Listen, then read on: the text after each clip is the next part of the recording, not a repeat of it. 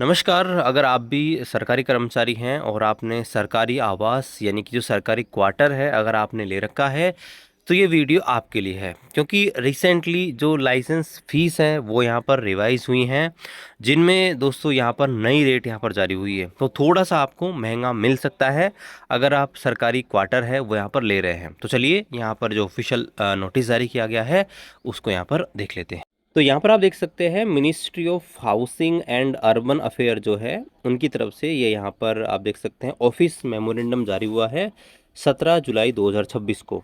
और यहाँ पर आप देख सकते हैं सब्जेक्ट में revision of flat rate of licence fees for general pool residential accommodation throughout the country, यानी कि जो आप भारत भर में यानी कि पूरे देश भर में जो भी यहाँ पर जनरल पूल कोटा के जो यहाँ पर रेजिडेंशियल है अकोमोडेशन है उनकी जो लाइसेंस फीस है फ्लैट रेट उनको रिवाइज करने के संदर्भ में।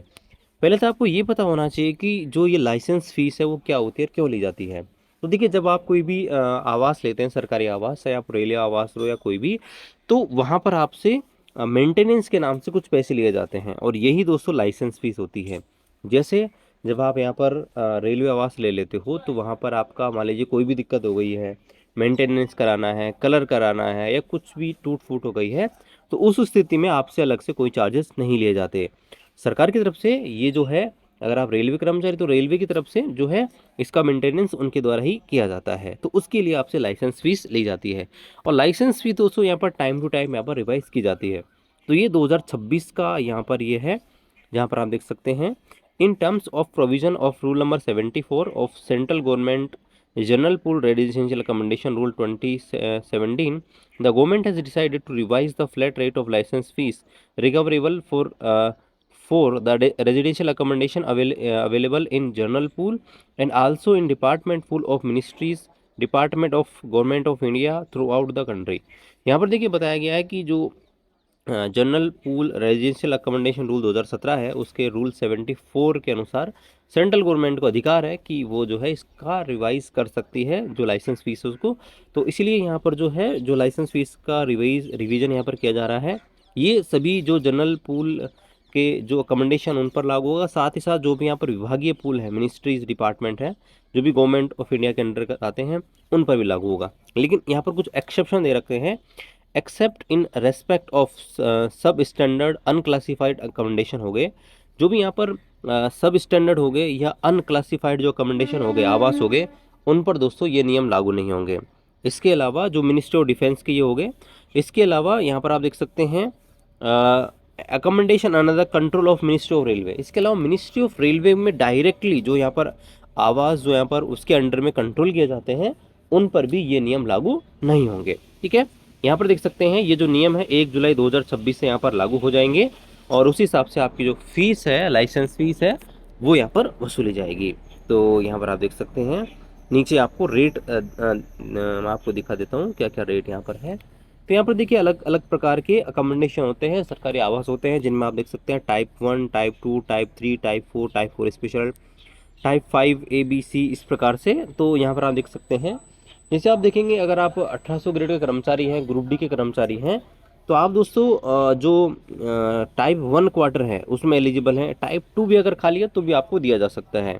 तो उस स्थिति में यहाँ पर आप देख सकते हैं अगर टाइप 1 क्वार्टर अगर आपने ले रखा है तो यहाँ पर आपको 230 रुपये लाइसेंस फीस या आप इसको मेंटेनेंस चार्ज भी बोल सकते हैं, ये दोस्तों आपसे चार्ज किया जाएगा। इसके अलावा अगर आपने टाइप 2 क्वार्टर लिया गया है तो 490 रुपये आपको दोस्तों यहाँ पर देने होंगे अलग से। देखिए, जो आपको HRA मिलता है, हाउस रेंट अलाउंस, तो ये आपका जो आपका बेसिक होता है उसका 10% होता है। तो बेसिक तो आपका डिडक्ट होता ही होता है, साथ ही साथ दोस्तों आपसे अलग से ये लाइसेंस फीस यहाँ पर ली जाएगी। सपोज कीजिए अगर आप यहाँ पर 4200 ग्रेड में कर्मचारी हैं, तो 4200 ग्रेड के कर्मचारी हैं तो आप टाइप 3 में एलिजिबल हैं। ठीक है, तो टाइप 3 में आपका जितना भी आपका बेसिक है, मान लीजिए आपका बेसिक मोटा मोटा मान लीजिए कि अगर आपका 45,000 बेसिक है तो 45,000 का आपका 10% 4500 रुपये तो आपसे ये लिए जाएंगे।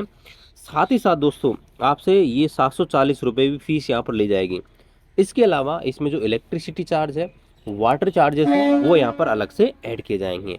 तो इस प्रकार से आपका टोटल जो सरकारी आवास होता है इस प्रकार से लिया जाता है। अगर आप 1800 ग्रेड में भी अगर काम कर रहे हैं और आपका अगर मिनिमम बेसिक भी अगर 18,000 है, तो इसमें दोस्तों आपका 1800 मिनिमम कटेगा 10% के हिसाब से मैं बता रहा हूँ, क्योंकि 10, 20 और 30% भी कट सकता है अगर आप बड़ी सिटी में यहाँ पर हैं। XYZ सिटी में अलग अलग यहाँ पर होता है, तो अगर आप जेड सिटी में हैं तो वहाँ पर आपका ज़्यादा कटेगा।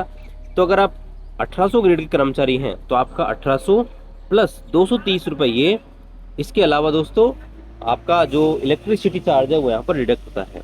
लेकिन वहीं अगर आप वाई सिटी में हैं तो वही अगर आप 4200 ग्रेड के अगर स्टेशन मास्टर हैं तो उस स्थिति में अगर आपका 40,000 भी बेसिक है तो दोस्तों 8,000 रुपये प्लस 740 प्लस इलेक्ट्रिसिटी और वाटर चार्ज इस प्रकार से आपका डिडक्ट यहाँ पर होगा। तो ये थोड़ा सा बदलाव यहाँ पर किया गया है। पुरानी रेट अगर आप देखना चाहें तो वो मैं आपको दिखा सकता हूँ। यहाँ पर आप देख सकते हैं ये कुछ और जो आपको मिलते हैं एडिशनल, जो सर्वेंट क्वार्टर हैं, गैरीज हैं, उनकी भी रेट यहाँ पर दी गई है। और नीचे आप देख सकते हैं हॉस्टल अकोमोडेशन है, उनकी भी रेट आपके सामने दी गई है। ये यहाँ पर आप पिछली रेट भी देख सकते हैं, 7 जुलाई 2020 की रेट है ये रही। और ये जो रेट है रिवाइज यहाँ पर की जाती है टाइम टू टाइम। यहाँ पर ये जुलाई 2020 की रेट आप देख सकते हैं। इसी प्रकार से आप जुलाई 2023 में जो वापस से रिवाइज किया गया था वो भी देख सकते हैं। और ये रही जुलाई 2023 की जो रेट यहाँ पर रिवाइज की गई थी, और उसके बाद 2026 में जो रेट रिवाइज की है वो मैंने आपको दिखा दी है। तो ये दोस्तों अपडेट है। अगर आप सरकारी कर्मचारी हैं, आपने सरकारी आवास ले रखा है, तो आपको थोड़ा सा महंगा पे करना पड़ सकता है। तो मिलते साथियों अगले वीडियो में, तब तक जय हिंद।